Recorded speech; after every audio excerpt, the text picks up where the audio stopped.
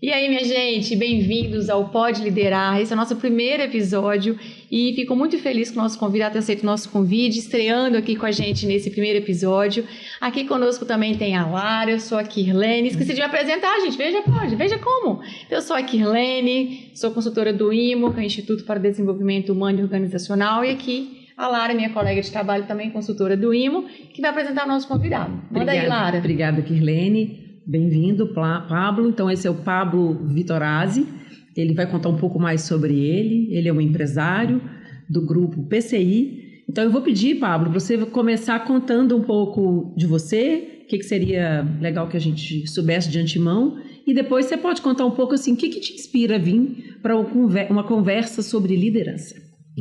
É um prazer estar aqui no primeiro podcast, né? Que muito bacana essa oportunidade de estar aqui falando para vocês. Espero que essa conversa seja muito produtiva e consiga impactar muitas pessoas que vão ainda ouvir nesse canal. O Pablo Vitorazzi, hoje pai de 3 filhos, esposo, filho da dona Dora, que é a pessoa ao qual a gente conversou anteriormente aqui, me inspirou para chegar até aqui. E como empresário, sócio proprietário da PCI Group, que detém 3 marcas no estado. Uma é o Grileto, uma franquia nacional, essa franquia de alimentação, de comida brasileira, de comida de prato executivo, entregue rápido, com qualidade, com sabor de Brasil, né? Outro negócio que é o Garage Select, que é uma loja de carros premium, carros selecionados, carros de qualidade, que a gente entrega com muito zelo, com muito cuidado. Não só vende o carro, mas a gente ali realmente faz relacionamentos, a gente cria relacionamentos. E a PCI, que é minha primogênita, é aquela empresa, a empresa que eu comecei, da onde eu surgi, e a empresa que me moldou, que me trouxe para esse momento, né, do grupo PCI.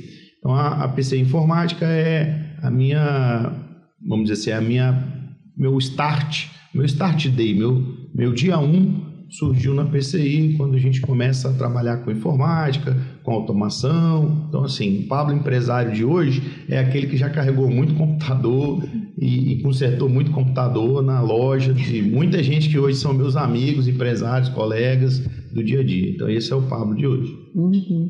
E aí, você contou também para a gente, conta um pouco da sua inspiração primeira, né? Para se tornar um empresário. Então, a inspiração primeira é a mãe, né?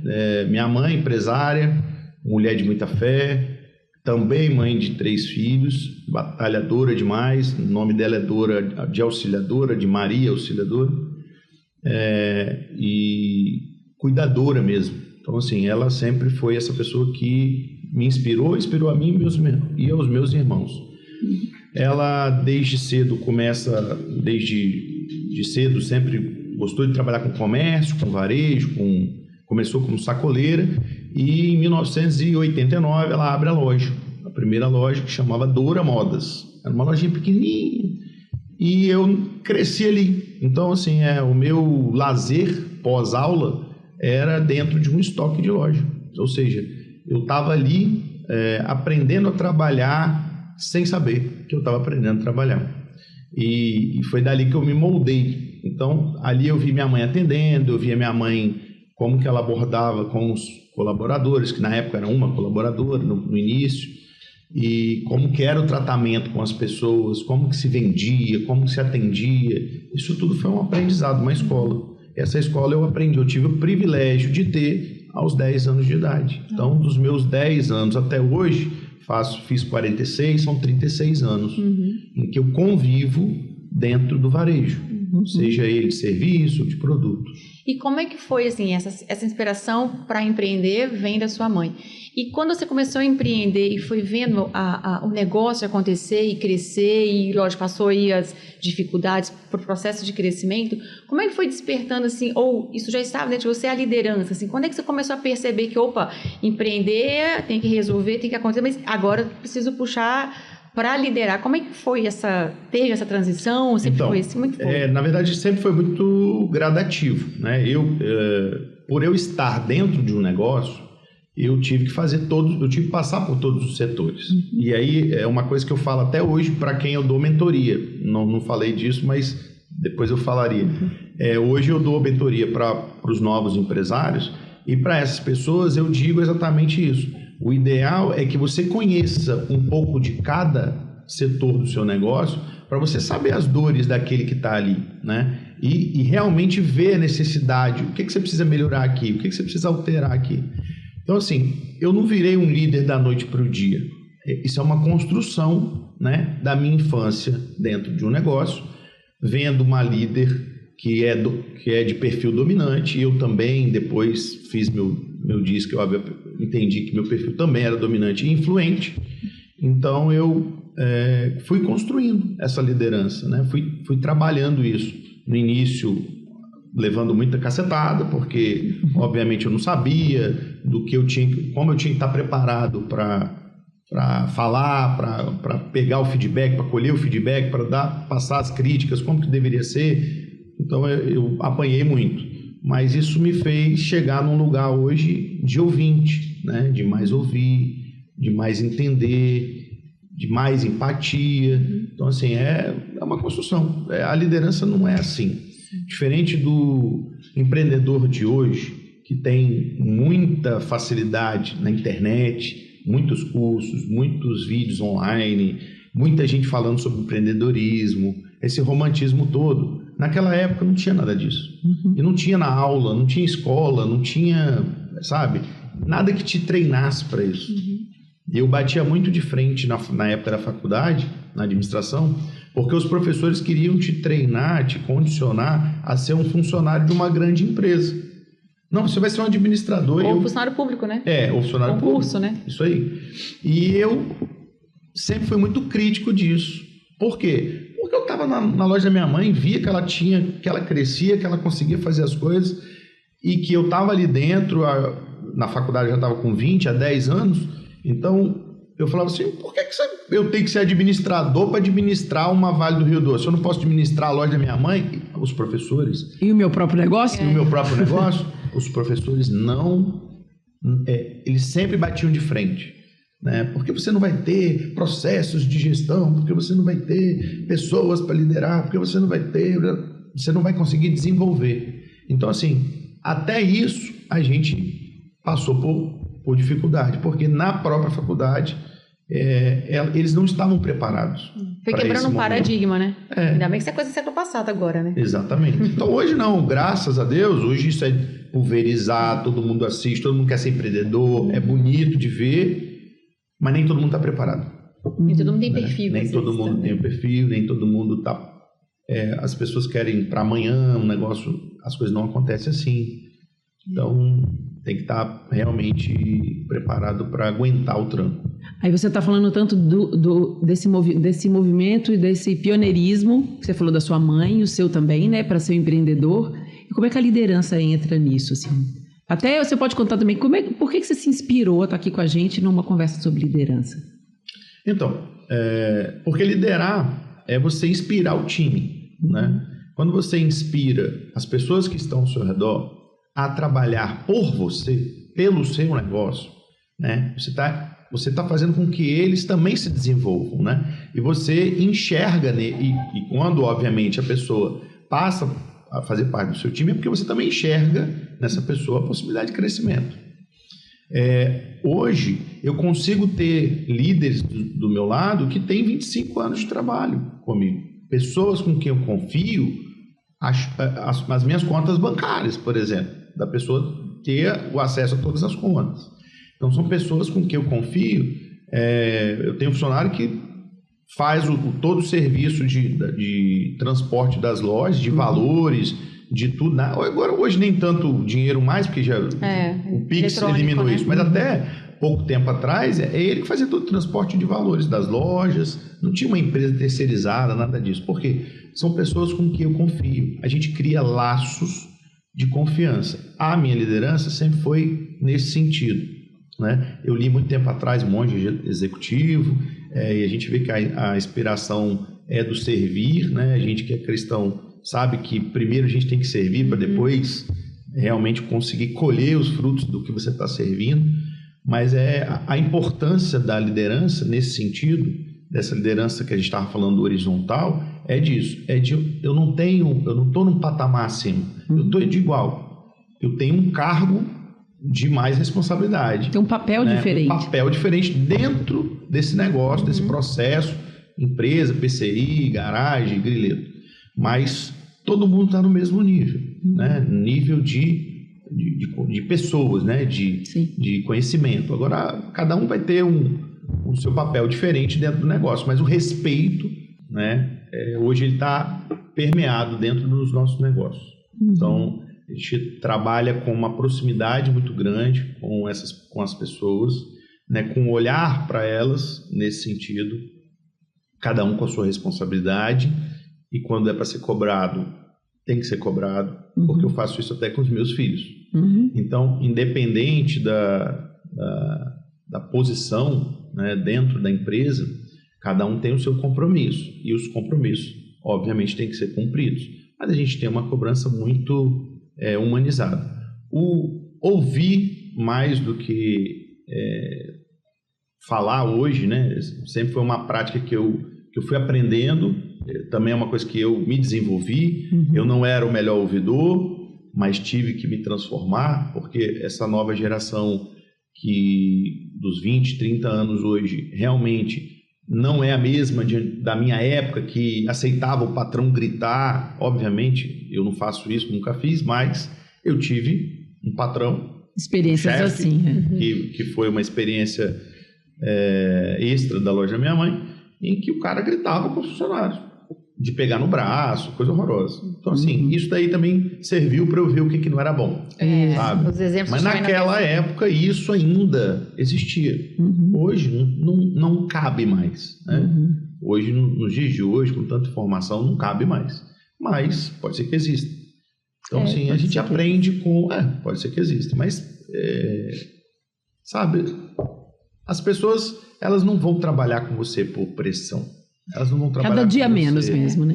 Cada dia mas menos. eu acho que tem um caminho também do processo ir mudando, sabe assim? Porque hoje a gente tem no mercado várias gerações trabalhando ao mesmo tempo. Sim. Daqui a alguns anos, as gerações Baby Boomers e X já não vão estar no mercado de trabalho, e essa geração está chegando, vai estar lá no topo da liderança. Então, isso vai se mudando, vai mudando naturalmente, né? Tem que dar tempo de acontecer. E a gente tem que se adaptar. A vida do empresário, do empreendedor, eu estou falando de... Eu tenho 25 anos como empresário, como CNPJ. Então, eu estou falando de 25 anos. Gente, o que já passou em 25 anos? Nossa. Né? Pandemia, greve de polícia, tudo que vocês imaginarem já passou em 25 anos. Já passou uma geração. E em 25 anos eu tive que me reinventar quantas mil vezes, né? Então, todo empresário, se o cara acha que ele vai abrir um negócio e vai criar os processos, e está aqui, é assim que faz, e pronto, acabou, o negócio não vai andar. Não vai. E sem as pessoas, aí que não anda mesmo. Sim. Tem gente que fala, antigamente se falava assim, não, é melhor trabalhar com bicho do que com pessoa. Nunca vi que a pessoa me trai, a pessoa não sei o quê, a pessoa me troca por isso. Sim. Então, assim, isso era uma frase que ficava, sabe, o tempo todo na cabeça pairando por ali, né? Das pessoas. Então a gente... Só que sem as pessoas, como que as coisas funcionam? Se eu não tivesse lá 12 pessoas na loja do Shopping Vila Velha agora, quem que estaria trabalhando por mim? Robô? Sabe? Não tem ainda a possibilidade de ter um robô fazendo comida ali, entregando um prato com carinho, com atenção, fazendo um prato gostoso, uma receita gostosa, o olho no olho, sabe? O olho no olho é o que é mais importante. Sim. Né? Eu tive em Nova York agora em janeiro, a gente foi para a feira de NRF, que é a maior feira de varejo do mundo, e por incrível que pareça, todo mundo foi para lá para ouvir sobre IA. E o que mais eles falaram era sobre a personalização, a humanização do atendimento, o olho no olho, a proximidade com o ser humano. E essa aproximação com o ser humano, olhando para o cliente, ele tem que começar dentro de casa às vezes, né? Como é que eu... Porque o seu primeiro cliente é o colaborador. O colaborador. Então, como é que eu não tenho esse olhar humano também para o colaborador, para que ele tenha um olhar humano para o cliente? Então, não tem como fazer isso, né? E a IA não entrega para o seu cliente. Não, é o seu colaborador que entrega para o seu cliente. Exatamente. Então, a gente fala muito, por exemplo, no grileto, onde elas entregam comida. E toda reunião eu faço questão de frisar. Eu faço pelo menos uma reunião com a equipe toda, né, no mês. Não dá para fazer mais porque são turnos diferentes. Então, acabo não conseguindo. A gerente faz as semanais com os turnos e eu faço uma com todo mundo. Nessa reunião, eu faço questão de frisar a importância do alimento, né? Pessoal, nós trabalhamos com alimento. Primeiro, o alimento é sagrado. Então, quando você entrega o alimento para a pessoa, você, no mínimo, tem que desejar uma boa refeição, um bom almoço, um bom jantar, olhando para a pessoa, sabe? Eu não quero entregar um alimento como se eu entregasse um livro para você. Não é assim, né? Não é um objeto. É algo que é algo sagrado, é algo que vai... Às vezes, a única refeição do dia que vai te alimentar aquela pessoa, né? Tem que ser bem feito, tem que estar quentinho, tem que estar com cheiro, tem que estar com, sabe, bem montado. Então, assim, eu não sou cozinheiro, eu não sei cozinhar, mas eu sou dono de restaurante. Eu sei como eu quero receber o prato, né? Eu sei como eu quero receber a minha comida, o meu alimento. Então, tem que ser algo, sabe, mais do que entregar o prato, sabe, jogar o prato em cima de um balcão, seu prato aqui. Não é isso que a gente quer. Até na hora de preparar, né? Eu, por exemplo, gosto muito de cozinhar, e esses dias eu ouvi uma pessoa falando que o ato de cozinhar é tornar aquilo vivo, tornar o que está tendendo à morte vivo. Então, você colheu alguma coisa, ou vai cozinhar uma carne, que você fala, o bicho já está morto, vamos dizer assim. Mas o ato de cozinhar é tornar aquilo vivo para que aquilo viva também quem come. Exatamente. Achei essa imagem tão bonita ouvindo você, eu me lembrei disso agora. Eu nunca ouvi essa expressão, mas achei interessante também, porque realmente você está alimentando um ser vivo. Né? Isso, e eu fiquei pensando no que você disse do desejar uma boa refeição, né? Quer dizer, é algo que alimenta o corpo e a alma, porque o sorriso, né? Desejar algo de bom para o outro já fica ali. Às vezes estava um dia cansado, num dia aborrecido, recebeu um sorriso e já dá uma melhorada no humor. Como é importante esse olhar. Assim, enquanto eu rodava as operações, eu ia exatamente no grelete, ficava ali, a hora que eu mais sentia prazer era de estar no balcão, porque eu gostava de ir no balcão, porque primeiro me remete ao balcão da loja da minha infância e a proximidade com o cliente que está ali recebendo aquele alimento, aquela bandeja, aquela comida. Então, é a hora que você olha para a pessoa e fala, olha, sabe, bom almoço para o senhor, vai com Deus. Tal. Então, assim, eu gosto disso. Eu gosto desse tete-a-tete. Eu acho que é importante a gente ter esse contato, né? E muitas vezes, no dia a dia, que hoje é corrido, de tantos afazeres, a gente perde esse olhar. Eu estou me condicionando nos últimos anos. Eu fui buscando preparação, buscando mais conhecimento para me condicionar, para eu exatamente ter mais tempo para esse olhar no olho a olho, para olhar realmente o fundo da alma da pessoa, sabe? Para ela saber se eu estou conseguindo entregar o que eu quero. Às vezes eu estou falando, mas eu não estou entregando, né? Você não está conseguindo captar o que eu estou querendo passar. Mas eu venho me condicionando para isso. Queria que você te contasse uma história, assim, um dia, uma época, o que aconteceu, um fato, assim, com uma situação. Mas conta uma história mesmo, assim, de um fato marcante, assim, que fez, às vezes, um ponto de virada. Eu tenho vários, assim. Por exemplo, o primeiro que eu lembro é que esse primeiro funcionário meu, o Wagner... Que está há 25 anos comigo. Ele está há 25 anos comigo. Ele trabalhava numa empresa ao qual eu prestava serviço. Eu era contratado dessa empresa que eu falei, de informática, que a pessoa era, o chefe era aquele chefe mesmo de antigamente. E na hora do almoço, eu contei meu dinheiro e não tinha o dinheiro para pagar o almoço, né? Era uma época muito difícil, era assalariado, ganhava pouco, e naquele dia, eu não sei porquê, eu não tinha um dinheiro para completar o prato da refeição daquele dia. Nunca passei fome, graças a Deus, mas vim de uma família humilde. Minha mãe sempre deu o alimento dentro de casa, nunca tive problema. Mas nesse dia eu estava sem o dinheiro para comer porque eu estava na rua, exatamente fazendo esse atendimento para esse cliente. E esse funcionário, que era assalariado como eu, e trabalhava neste cliente ao qual eu prestava serviço, teve um olhar tão singelo de perceber que eu não tinha dinheiro, porque eu fiquei com vergonha. Obviamente eu não ia falar que eu estava sem dinheiro. Fiquei com vergonha, mas ele percebeu, ele comprou o prato e botou para eu comer. Nossa. Então isso me emociona. É emocionante, é isso mesmo. Que bonito.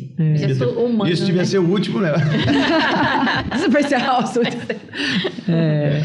Beber uma água. É interessante quando você foi falando também essa coisa de que você gosta de estar, né, ali na frente entregando. E a gente falou essa coisa da comida que você fala, né? O que é isso para a pessoa? É como que cada pessoa que está dentro da sua organização, do Grileto, por exemplo, encontra um sentido do que ele faz. E o sentido está na pessoa que vai receber o trabalho. A gente estava falando de processo agora há pouco, eu queria que você contasse um pouco mais sobre isso, mas assim, o processo que a gente cumpre para o cliente, não para o chefe, né? Então, cumpre um processo, não é... Tem uma receita para ser seguida, mas eu faço porque eu vou entregar o prato para você, porque eu vou entregar para você. E é por isso que eu falo muito disso, do alimento sagrado, porque exatamente por causa dessa história do Wagner, isso é uma história que eu já repeti muitas vezes, e ele hoje trabalha comigo exatamente por causa desse momento. Porque ele foi mandado embora meses depois, e a primeira pessoa que eu pensei em contratar foi ele. Entende? Porque eu tinha uma dívida, era um prato de R$4 na época. Uma gratidão com ele. E ele, até hoje, trabalha comigo, fiel, sabe, parceiro. Poderia ser meu sócio se de repente tivesse um perfil de dominância, não é o perfil dele, ele é um perfil mais conforme. Então ele não tem esse perfil de empresário, mas é um cara que é extremamente confiável. Né? Então, um cara que eu posso contar com ele em qualquer hora. Então, ao ponto da minha mãe estar internada, ele fala assim: você quer que eu vou lá ficar com ela? Então, saiu dali a patrão empregado e são amigos. Então, sai da relação. Sim. Eu tenho lideranças dentro do Grileto que começaram como chapeira. E hoje ela é a minha supervisora. Foi essa que foi para mim, a Simone, foi comigo em São Paulo. Na semana passada, na convenção, ganhar o prêmio de 11 anos de Grileto, aqui no estado. Então, assim, os processos foram feitos para facilitar, né, os afazeres, vamos dizer, os compromissos do dia a dia, do negócio, da montagem no produto, da venda. Eu preciso ter o processo bem definido para que as coisas tenham começo, meio e fim. Né? Só que nesse começo, meio e fim, eu tenho as pessoas. Isso. E essas pessoas têm que saber, primeiro, elas têm que sentir a vontade de estar ali. Por que eu estou aqui? Elas têm que ser torcedoras do negócio. E aí tem o Rogério Salum, que fala muito bem disso, é um excelente empresário também, hoje está no estado, né, um cara muito grande, o negócio dele, e ele fala muito disso. O colaborador tem que ser seu torcedor, sabe? Ele tem que torcer pelo negócio, porque é aí que as coisas acontecem.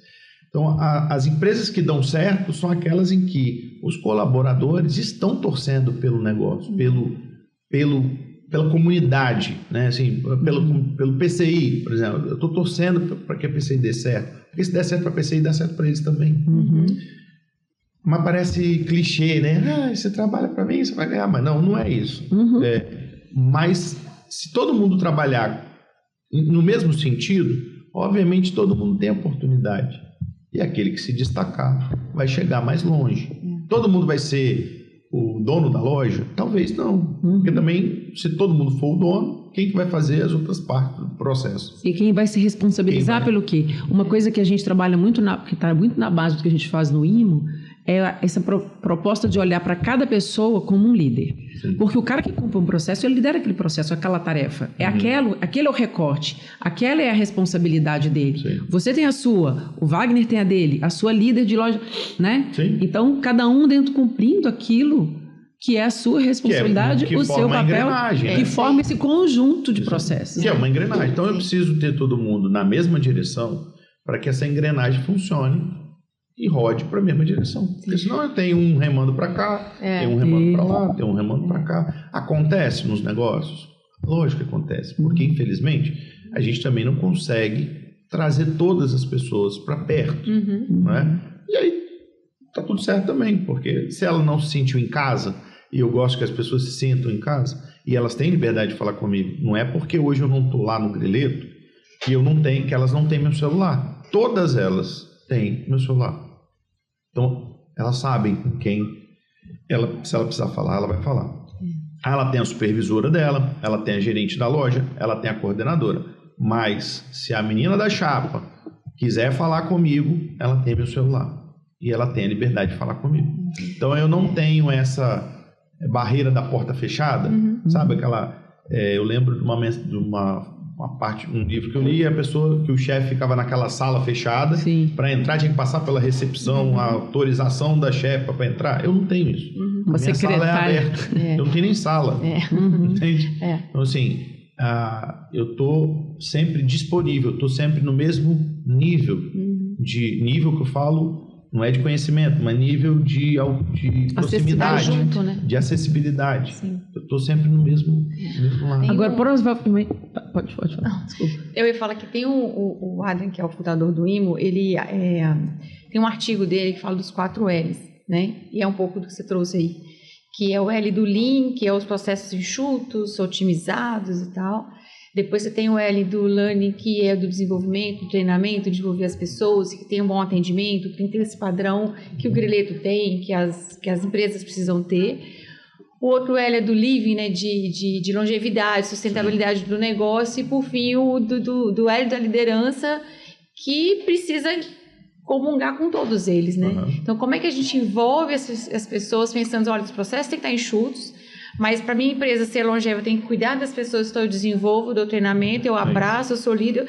Então, é um pouco de tudo isso que você trouxe, né? Assim, olhando, assim, você contando da sua vida de empresário, eu entendo que amarra os 4 L's de forma bem... E a gente, por exemplo, no Greleto, eu tive já várias situações em que a gente trabalhava o salário sentimental. O salário sentimental nada mais era do que a gente buscar, dentro do sonho da pessoa, o que ela almejava. Eu sentava com cada um colaborador nessa época e conversava com cada uma para que ela passasse para mim qual era o sonho dela, qual era o desejo dela para aquele ano. E sempre no início do ano. E a gente ia construindo isso ao longo do tempo.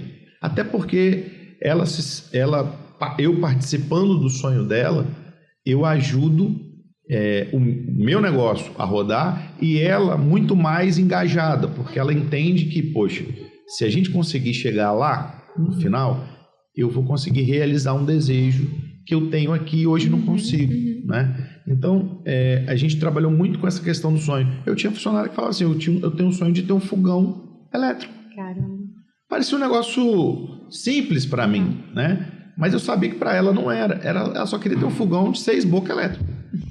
6 bocas, não sei nem porquê na época, porque ela nem tinha uma família grande, mas ela queria ter um fogão. Mas sonho às vezes não tem explicação. Não tem, e não era ali, eu não estava ali medindo se era possível, não era possível, não era isso, mas eu entendi que ela queria ter aquele fogão. E quando chegou no final do ano, ela ganhou o fogão, porque ela foi uma das funcionárias de cozinha, que está comigo hoje há 9 anos, que mais foi comprometida com os processos, com a loja. Era uma pessoa que dificilmente faltava, entregava resultado. Então, gente, traz a caixa de lenço a próxima vez. É muita emoção aqui nesse programa. E a outra pessoa, a outra colaboradora, ela só queria levar o filho no Aquamania.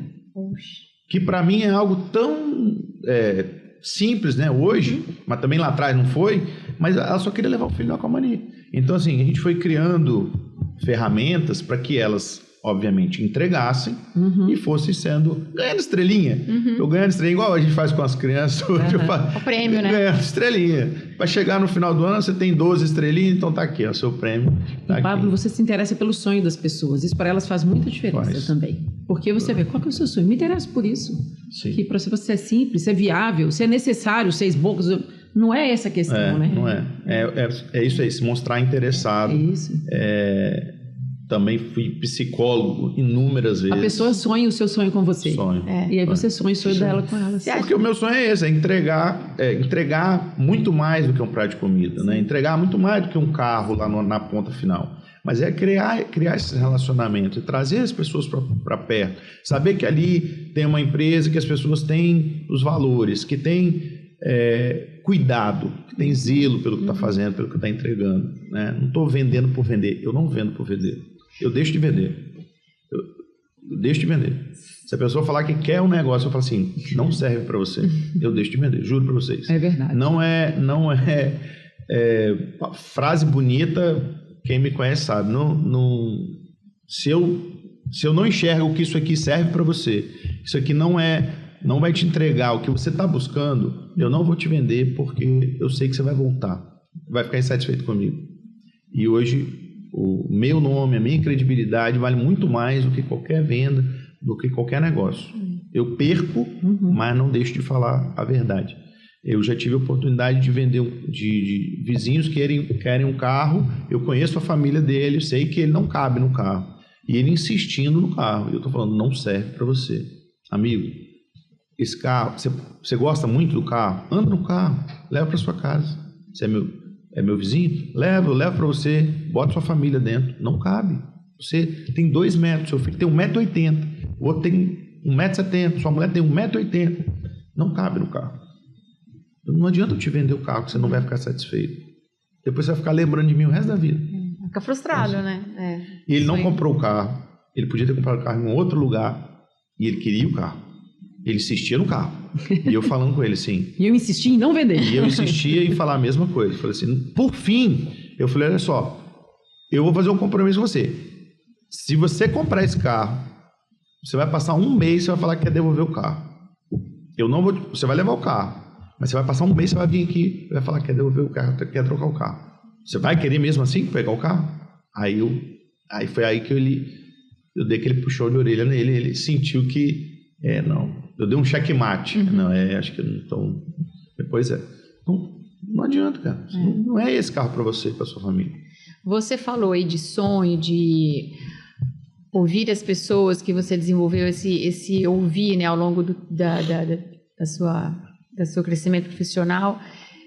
Você acha que esse pode ser o caminho para as novas gerações? A gente está até vendo essa dificuldade das novas gerações chegando no mercado de trabalho, muita resistência, muita diversidade, conflito. Como é que você está vendo esse novo mercado aí para esses jovens? Então, os jovens não ouvem. A gente também já foi jovem, né? Já começa por aí. A gente também né? já foi jovem. Lembra que a gente também não ouvia. O jovem não ouve. Então, assim, a gente também não ouvia, né? Ele é muito mais para ação do que para parar, ouvir, analisar, mentalizar aquilo. Então ele é muito mais impulsivo, né? O jovem já é mais impulsivo por si só. Então o desafio é sempre trabalhar essa impulsividade para que ele consiga fazer com que as coisas aconteçam no tempo certo, né? Quando eu falo do jovem empreendedor, é o cara que quer fazer um negócio, quer montar um negócio, ele monta, fica 1 mês, 2 meses, não deu resultado, ele já quer fechar e pular para outro, né? Então também é muito volátil, acaba sendo muito volátil. E no trabalho, nas empresas é a mesma coisa. Hoje o desafio ele já quer ser supervisor, mas ele não respeita o processo, né? Qual é a jornada para você chegar a supervisor? Eu preciso primeiro ser atendente. Eu preciso passar na cozinha para eu entender como que a cozinha funciona. Como é que eu vou supervisionar uma equipe de cozinha se eu não sei como é que a cozinha funciona? Se eu não venho com experiência nenhuma. Então, assim, não é fácil, né? Porque essa geração e o jovem de hoje, ele já quer chegar pronto. Ele já acha que ele já está pronto. Mas, na verdade, não está. Ele precisa passar pelo processo. E as pessoas não querem viver o processo. E você falou desse processo de educar filhos, né? Os meus já são adultos.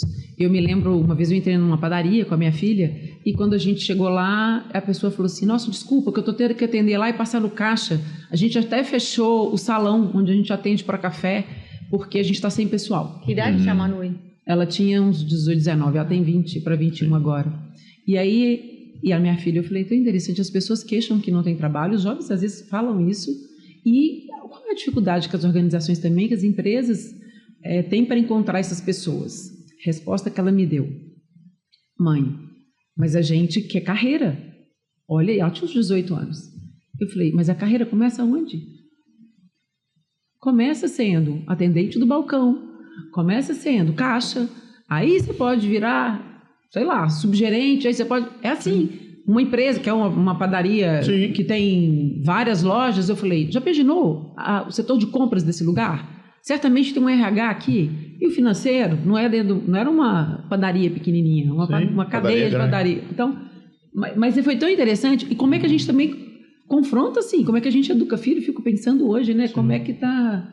Então, para os meus filhos, por exemplo, que tem 11 e 9 anos, são 3, 2 de 11 e 1 de 9, Eduardo, Rafael e Henrique, eles acham que tudo vem pronto, né? Tudo vem embalado, né? Então, o que cabe a gente fazer? Eu estava falando isso ontem, numa conversa, a gente tem que mostrar para ele o valor das coisas, né? Como que esse copo chegou aqui? Por onde ele passou? Quantas pessoas tiveram que trabalhar para esse copo chegar aqui? Então, eles têm que saber que as coisas não caem do céu. E a gente também não tem leite de caixinha lá em árvore. Como você aprendeu na loja da sua mãe. Exatamente, que leite de caixinha não dá, que o suquinho da laranja não saiu da fábrica lá se não passou por uma árvore que teve que ser plantada, uma pessoa colher e tudo mais. Então, a gente tem que, o tempo todo, trazer isso para eles, porque eles estão numa realidade diferente. Eles não sabem mesmo, né?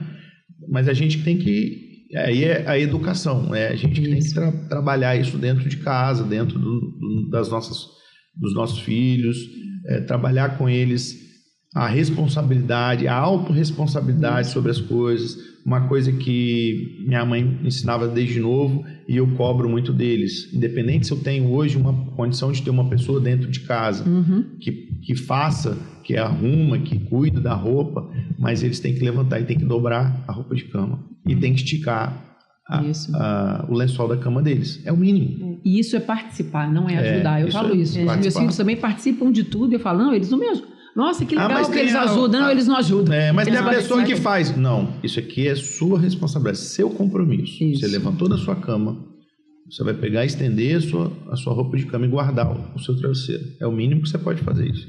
Então, dentro de casa, entendeu? E foi isso que eu vivi lá atrás e é isso que eu passo para eles. Eu entendo que isso é a forma correta, essa é a forma correta, a minha forma correta de trabalhar, de educar. Isso. Se em outra casa é diferente, respeito, mas a minha forma é essa. Então eu quero que eles sejam homens decentes, homens de bem, então eu vou ensinar do jeito que eu entendo que é o importante. São 3 meninos? 3 meninos, né? Respeitar a mãe, respeitar os mais velhos, coisa que eu aprendi quando era novo, mas que hoje não é mais educado, sabe? As pessoas não são mais... Tá se perdendo, né? Se perdeu isso porque fala que é chato, que é tradição, mas isso não é tradição, isso é valor, né? Isso é princípio. A educação é isso, eu enxergo dessa forma. Você está falando de educação, princípios e valores, e você comentou com a gente que você é bem católico, né? Sua mãe também. E a Lara comentou isso no podcast 0, né? Que a gente brincou assim. E que o Arion comenta muito isso, né? Como é que a gente leva o domingo para a segunda, né? Então, você vai à missa ou culto, né? Você vai à igreja e você escuta aquilo, né? Como é que a gente chega na segunda-feira e não esquece, assim? Então, ouvindo você falar de valores e princípios, como é que você faz para levar o domingo para a segunda? Então, eu falo que, assim, eu tenho vários domingos. Eu tenho um domingo todos os dias. Porque eu faço as minhas orações, eu acordo muito cedo. E eu, na cama ainda, já tiro o meu tempo de fazer minhas orações, fazer minha conexão. Ponto. Aquele momento ali é o momento que eu estou em silêncio, eu tenho os meus 10, 15 minutos ali, só eu e Deus, e ali é onde eu converso com Ele. Assim, a gente tem que deixar e aí, talvez é um erro das religiões, não é uma crítica, mas há alguma religião especificamente, mas a maioria das religiões comete o mesmo erro, de achar que a gente só tem Deus quando a gente está ali, né? E na verdade a gente tem que estar com Deus o tempo todo, né? E perguntando para Ele e validando com Ele se eu estou seguindo o caminho certo ou não, se eu estou fazendo isso é isso que eu devo fazer ou não. Então, eu vim me desenvolvendo também ao longo desses anos para entender que essa conectividade não ia depender só do meu domingo, né? Do domingo à missa ou do domingo ao culto. Eu estou lá porque lá é a casa de Deus, mas a minha casa também é a casa de Deus. Então, antes de dormir, os meus filhos, eu deito com eles e faço oração com eles. O meu pequeno, de 9 anos, ele só vai dormir se eu fizer as orações com ele. Aí eu tenho que fazer o Pai Nosso, a Torre do Senhor. Ele só dorme se eu fizer as orações com ele. Ele não vai dormir. E no dia que eu estou cansado, posso estar lá deitado, ele sai lá da cama dele e vem aqui, papai, vamos rezar comigo. Se você não for na cama dele, ele vai na sua. Ele vai na minha. Ele pede. Ou seja, porque ele já entendeu na cabeça dele que ele precisa. Isso é um valor para ele, né? Se conectar. Que faz parte do dia a dia dele. Isso é como o alimento. E estar em comunhão com Cristo é como um alimento. Eu tenho que me alimentar todos os dias. Então eu tenho que ter esse diálogo todos os dias, eu tenho que ter essa conversa todos os dias. Eu fui criado já fui catequista também, mas lá na minha juventude. Mas assim, lá atrás eu tinha uma ideia diferente de Cristo, de Deus, de um Deus muito mais punitivo, né? Do Antigo Testamento. Então assim, um Deus muito mais punitivo. E a gente vai aprendendo com a maturidade, entendendo que essa conexão não é para ser punitiva, é para ser gostosa, é para ser leve, é para ser fluida, é para ser um bate-papo do filho com o pai, entendeu? Eu sou o filho, ele é o pai, e a gente tem que estar em comunhão, eu tenho que estar conversando com ele, trazendo para a mesa, falando meio rouco, trazendo para a mesa o que eu quero para a minha vida, para a vida da minha família, para a vida daqueles que me cercam, então, e para minhas empresas. Entendeu? Então, tudo que você está dizendo tem um tanto a ver com liderança. Esse levar o domingo para a segunda-feira é isso, porque às vezes a gente vai no domingo, fala de amor ao próximo, fala de comunhão, chega na segunda-feira e grita com todo mundo, né? Não respeita o outro, não ajuda que as pessoas se encontrem, que elas cooperem, não cria esse ambiente. Então, tudo que você está dizendo... Aliás, eu digo sempre que isso quando a gente fala de educação de filho, tem um tanto a ver com liderança também. Sim. Muitas vezes que eu estou conversando com alguém que eu estou fazendo coach, hoje aconteceu, uma moça até grávida, eu conversando com ela, eu falei, isso que você está contando, quando o fulaninho nascer, né? Sim.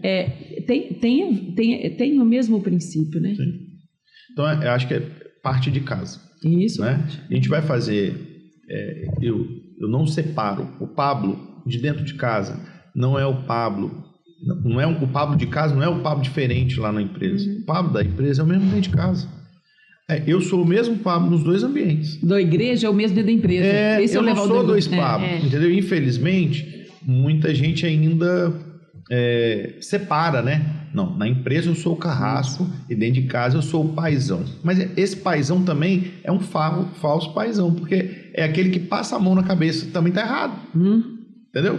Então, eu vejo dessa forma. Não sou perfeito. Longe de ser perfeito. Outra coisa que eu aprendi também com esse tempo todo de educação é que eu não busco mais perfeição. Eu busco a excelência. Então, assim, deixei de buscar a perfeição. Eu sempre fui muito perfeccionista. A minha juventude, meus 30 anos ali, eu sempre buscava perfeição. Em tudo que eu ia fazer tinha que ser perfeito. Não. Eu não quero ser perfeito. Eu aprendi que eu tenho que ser excelente. Eu quero ser excelente, diferente e perfeito. Né? Porque a gente erra, a gente dá uma escorregada aqui, faz alguma coisa que não era para ter feito ali, mas eu tenho que buscar sempre corrigir para chegar no caminho, no lugar que eu quero chegar. A gente vai superando a gente mesmo. Né? Corrigir a rota. Corrigir a rota. Errei, fui aqui, corrijo. Não tem problema nenhum errar e corrigir a rota. Faz parte. Entendeu? Pelo contrário, acho que faz até bem, porque quando a gente entende isso, parece que é o passo da evolução, é quando você entende e faz o caminho. Você sabe a consequência, e quando você tem a consciência, isso ainda ganha outro propósito, né? Assim, porque você tem a consciência que você errou. Então, Pablo, pelo amor de Deus, você é um cara que está falando sobre isso, você está vivendo isso, aí você vai e comete esse erro. Peraí, né? Volta aqui, meu filho, vamos lá. Vamos pro caminho aqui certinho, vamos... É lá o caminho, não é aqui. Então, assim, o tempo todo a gente tem que se tiver que corrigir a rota o tempo todo, eu vou corrigir o tempo todo para chegar aonde eu quero chegar. É esse Pablo paizão, que acho que depende muito do que a gente entende por paizão, né? Acho que quando a gente é paizão, que fala um não, que manda arrumar a cama, isso também é o paizão, porque está ensinando algumas ideias. O meu modelo de pai paizão não é o pai amigão. Eu já começo por aí. Porque pai é amigo. Pai é pai. Então eu já começo por aí. Minha mãe não era amiga minha. Minha mãe era mãe. Ela educava. Ela dizia que estava certo e quando ela falava não, era não. Acabou. E eu tinha que saber que aquilo eu não podia. E eu sou da mesma forma. Então, assim, em alguns momentos a gente tem que ser mais duro, né? Porque eu quero celular. Não. Agora não é hora de celular. Agora é hora de você estudar. Se você completar os seus deveres, eu te dou 10 minutos de celular. Entende? Então, assim, tem que ter limite, tem que ter regra. Porque a gente cria, o filho é para o mundo, não é para a gente. E lá fora, ele tem que saber os limites, até onde ele pode ir, até onde ele pode chegar. Né? Eu não quero criar filho inconsequente. Então, quer dizer que lá na frente ele vai ser... Não sei. Eu estou passando hoje o que eu quero que eles sejam lá na frente. Então, eu vou trabalhando sobre Até porque lá na frente as escolhas deles... Mas deixo ser criança, deles, obviamente. Não, também lá em casa não parece até que é um general, né? Não. Em casa os meninos, eu gosto do contato, eles gostam de deitar na cama com a gente, de ficar junto. Então isso tudo faz parte do dia a dia. É viver mesmo de forma leve, sem ficar...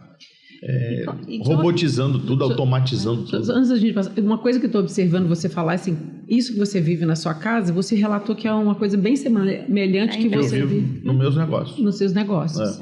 Aí a minha pergunta era assim, se foi nessa inspiração de pai, de multiplicar o que eu sei, de também direcionar e de ajudar nesse processo de educação, de modo geral, assim, mais amplo no sentido, né? Que veio inspiração, por exemplo, por plataforma, por boxe, foi daí? Como é que veio esses outros negócios? O boxe e o plataforma são vertentes de um movimento chamado Conexão de Fora, ao qual hoje eu tenho a honra de fazer parte do corpo diretor também. O Conexão de Fora é um movimento que não tem religião, ou seja, eu tenho ali várias religiões, várias pessoas de religiões diferentes que se conectam. Eles estão buscando se conectar pessoas com pessoas e pessoas com Deus. Ou seja, nós temos vários movimentos dentro do Conexão, dentre elas o Plataforma, que é para lidar com liderança, com empresários, com novos empresários, com empreendedores, aquelas pessoas que estão querendo criar um negócio, já tem um negócio, querem melhorar, criar um novo produto. Então, o Plataforma é um braço desse guarda-chuva chamado Conexão. Dentro desse guarda-chuva tem o box, o Brave, que é voltado para mulheres. Então são encontros semanais de mulheres que vão conectar mulheres com mulheres para compartilhar sua história,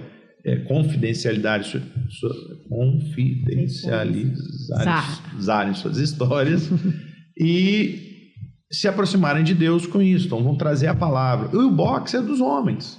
Então a gente vai ler a Bíblia é igual para todo mundo, independente se eu sou católico ou evangélico, e a gente vai trabalhar segundo a leitura e trazer esses homens para dentro do ambiente. E aí eu levo, inclusive, para o meu negócio, que eu levo lá para o garagem, nos encontros semanais. Um deles, 2 no mês, acontece dentro do garagem. É exatamente para poder também trazer para dentro do ambiente de negócio, do meu ambiente de negócio, a espiritualidade. Então, ali eu encontro só de homens.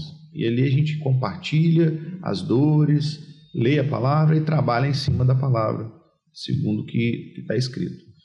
Então, assim, o Conexão foi algo a mais para me trazer mais para perto da espiritualidade, né? Eu sempre fui espiritualizado, mas o Conexão me ajudou a me conectar mais ainda, a entender mais a minha comunicação de filho com pai, entendeu? E isso me faz ser outra pessoa hoje, mais madura na fé, entendeu?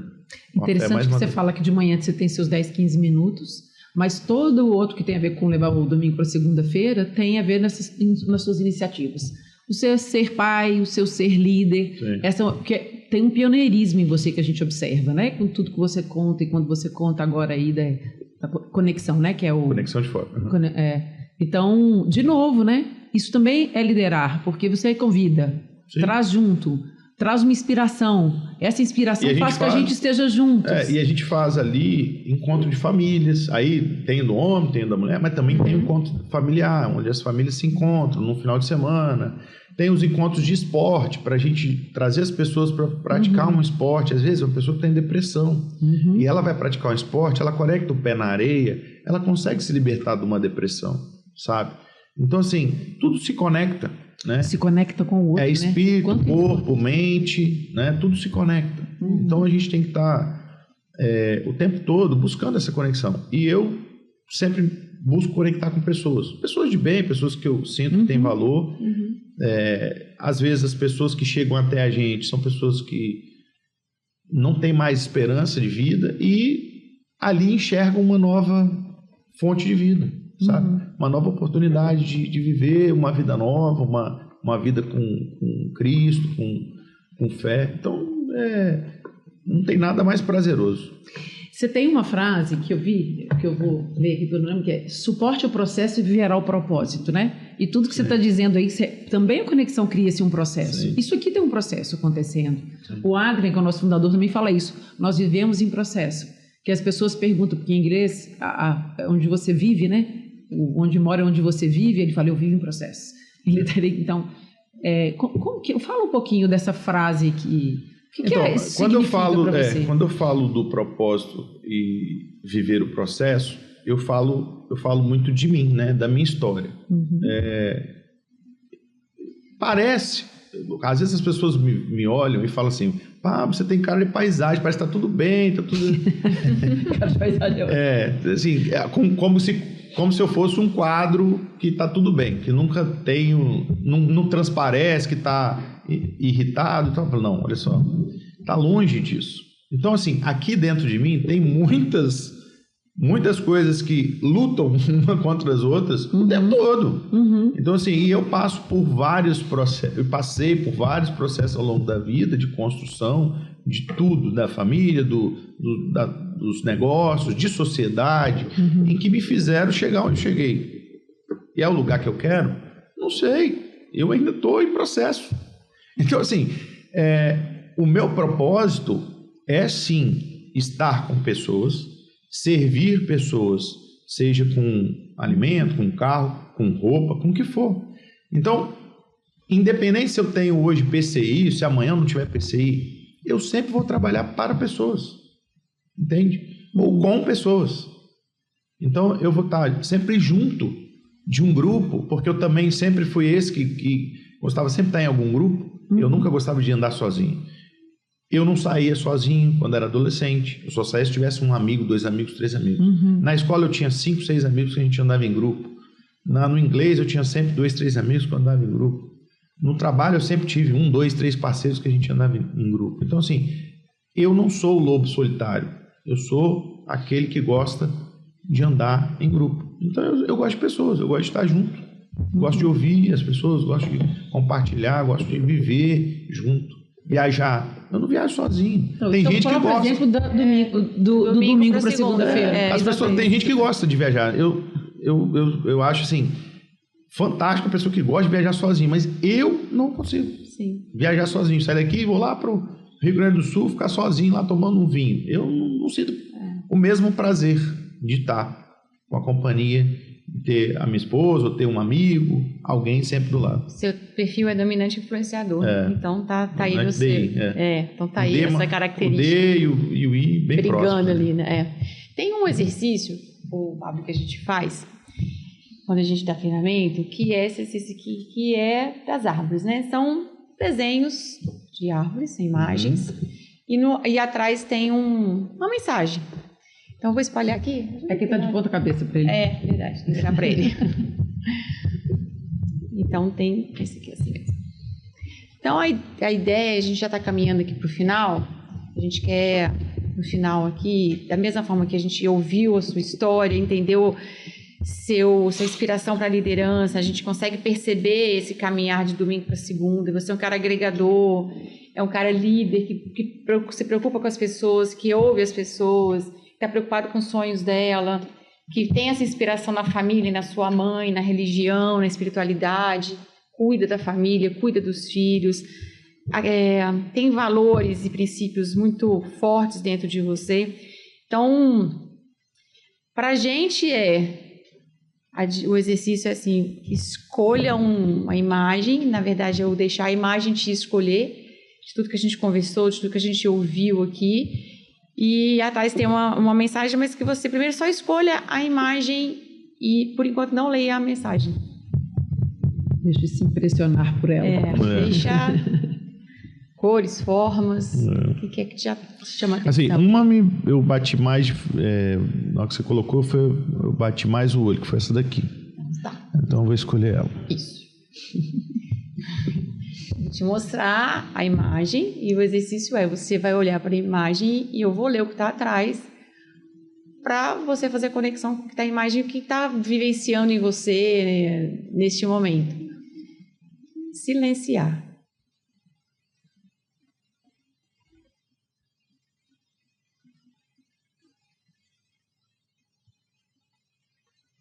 Eu tenho que dizer alguma coisa sobre? Não, só se você quiser. Se quiser. Essa palavra silenciar vem muito nesse momento que eu venho vivendo. Silenciar não as palavras, mas a mente. Porque é o momento do equilíbrio, sabe? A gente tem que buscar o tempo todo esse equilíbrio e é algo que eu venho exercitando. Porque, assim, quem tem um perfil dominante, como o meu, influente, ele quer sempre falar, ele quer sempre estar ali, nessa loucura, e o tempo todo fazendo. Porque, assim, eu sou essa pessoa, e vim dessa criação. Então, eu tinha essa crença de que eu tinha que estar o tempo todo fazendo alguma coisa. E esse silenciar veio muito na minha mente agora, isso, assim, silenciar meus pensamentos. E deixar que ele, em alguns momentos, silencie, fique quieto, para de pensar em um monte de coisa ao mesmo tempo, fica quietinho aí, guarda isso para você. E eu tenho outra situação com o silêncio, foi muito legal essa história, porque quando eu chego em casa e o dia que eu estou mais irritado com alguma situação, e acontecem inúmeras situações que te irritam ao longo do dia, que te tiram do sério, alguma coisa assim, a primeira coisa que eu faço quando eu chego em casa, silenciar, eu fico quieto. E aí, se eu estou quieto, as pessoas que estão comigo dentro de casa já sabem que eu preciso daquele 20 minutinhos, sabe, de silêncio absoluto. Porque é o momento que eu dou aquela esfriada para não correr o risco de falar algo que não gostaria de falar, porque está irritado, porque está passando por alguma situação. Não trazer a segunda para o domingo, né? É bom levar o domingo para a segunda, para não trazer a segunda para o domingo. Então, assim, acho que é basicamente isso. Sim, foi legal. Silenciar, para mim, vem nesses dois sentidos. Silenciar a mente e silenciar esse coração que, às vezes, está querendo fazer muita coisa e acaba atropelando, né, o dia a dia e na rotina, no corre-corre da vida. Então, realmente, silenciar é um exercício que eu faço, que eu tenho feito continuamente. Bacana. E, assim, cada um de nós somos únicos, né? Sim. E dentro da sua história única de construção e pessoal e profissional, o que você gostaria de deixar como marca, como legado para as pessoas com quem você se envolve, né? Desde do boxe, desde o grileto, desde da sua casa, dos seus filhos, as pessoas com quem você se relaciona. O que você quer deixar? Esse é o Pablo, esse que eu quero deixar para as pessoas. O legado que eu quero deixar é assim, que se a gente fizer o bem, a gente chega aonde a gente quiser, entendeu? Eu falo muito isso, assim, faça o bem sem olhar a quem, essa frase velha e batida, mas é isso, faz o bem sem olhar a quem, entendeu? E as coisas acontecem. Plantou, é a lei da semeadura. O que você vai plantar hoje é o que você vai colher amanhã. Meu pai falava assim: meu filho, não planta vento não, que colhe tempestade. É velho isso, mas está atual, está mais atual do que nunca. As pessoas verdadeiro, né? As pessoas querem ter paz, mas não querem plantar a paz, né? Não querem plantar o silêncio, não querem plantar a educação. E como é que vai ter paz se eu estou gritando? Como é que eu vou ter paz se eu estou xingando? Como é que eu vou ter paz se eu estou maltratando? Entendeu? Então, eu acho que o mais importante hoje é isso, é fazer o bem, sem olhar quem, sabe? Então, você hoje está Olha, fazendo ele um falou bem. a segunda frase que eu falei ontem do Adri. Você falou o quê? Porque ontem não, é segunda-feira, no nosso podcast Zero, a Loeses perguntou assim, o que é o princípio do IMO? Eu trouxe 2 frases. A primeira é esse, fazer o bem. Sim. Onde você esteja, com quem esteja na sua frente. Que é isso, sem olhar a quem. E o segundo, levar o domingo para segunda-feira. Isso parece pouco palpável, Sim. né? Mas eu acho que toda essa nossa conversa de hoje nos leva para esse lugar. Eu não ouvi seu... Eu sei que você não ouviu. Eu acho que essa Luese sabe das coisas, hein? Será por quê? A Luese deu uma soprada aqui.